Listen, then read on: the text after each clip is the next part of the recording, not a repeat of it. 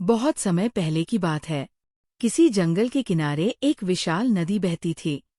उस नदी के किनारे एक बड़ा पीपल का पेड़ था। उसी पेड़ पर बंदरों का एक झुंड रहता था। उन सबका नेता था एक चालाक और समझदार बंदर, जिसका नाम था मुक्ति। मुक्ति हमेशा अपने झुंड को सावधानी और बुद्धिमत्ता से जीने की सीख देता रहता था।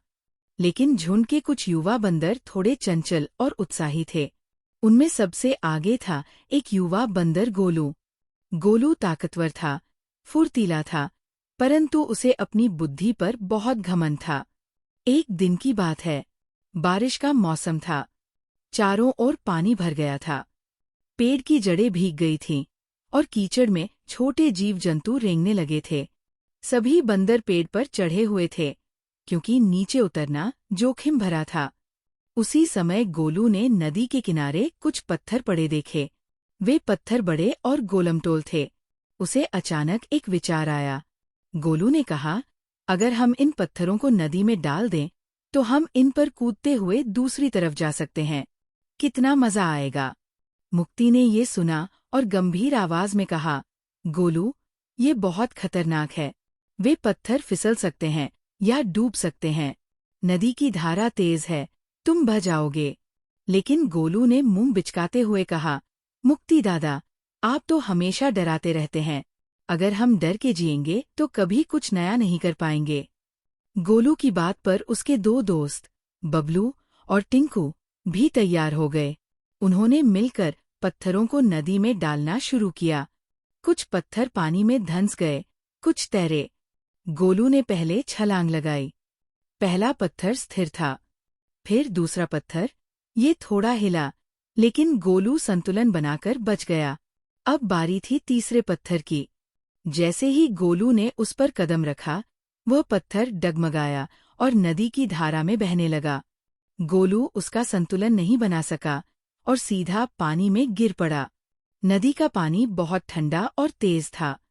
गोलू चिल्लाया, बचाओ, बचाओ, लेकिन धारा उसे बहा ले जा रही थी। मुक्ति तुरंत हरकत में आया। उसने झुंड के दो समझदार बंदरों को बुलाया और एक लंबी बेल नीचे फेंकी। फिर सब मिलकर बेल को पकड़कर नदी की ओर लटक गए। काफी मशक्कत के बाद उन्होंने गोलू को पकड़ लिया और बाहर खींच लाए। गोलू काँप रहा था, थर-थर। उसकी आंखों में डर और पछतावा था। मुक्ति ने उसे एक सूखे पत्तों के गट्ठर पर बैठाया और चुपचाप उसके पास बैठ गया। कुछ देर बाद मुक्ति ने शांत स्वर में कहा, बुद्धिमानी सिर्फ ताकत दिखाने में नहीं है, बल्कि ये जानने में है कि कब रुकना है। हर नया विचार अच्छा नहीं होता और हर जोखिम समझदारी नहीं कहलाता। गोलू ने सिर झुकाते हुए कहा, आप सही थे, मुक्ति दादा। मैंने आपकी चेतावनी नहीं मानी और खुद को ही संकट में डाल दिया। आज मैं सीख गया कि जो दिखता है वह हमेशा वैसा नहीं होता। पत्थर मजबूत दिखते हैं, पर उनका सहारा हमेशा टिकाऊ नहीं होता।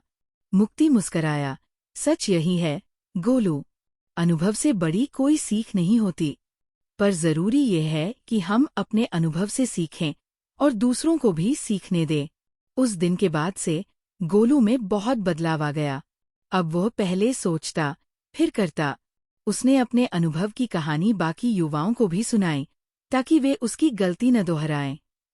उस जंगल में ये कहावत प्रचलित हो गई, जो अपनी चंचलता से सीख ले, वही सच्चा बुद्धिमान कहलाता है। शिक्षा, बिना सोचे समझे जोखिम उठाना कभी कभी भारी पड़ सकता है। अनुभव और वरिष्ठों की सलाह को नजरअंदाज करना मूर्खता है।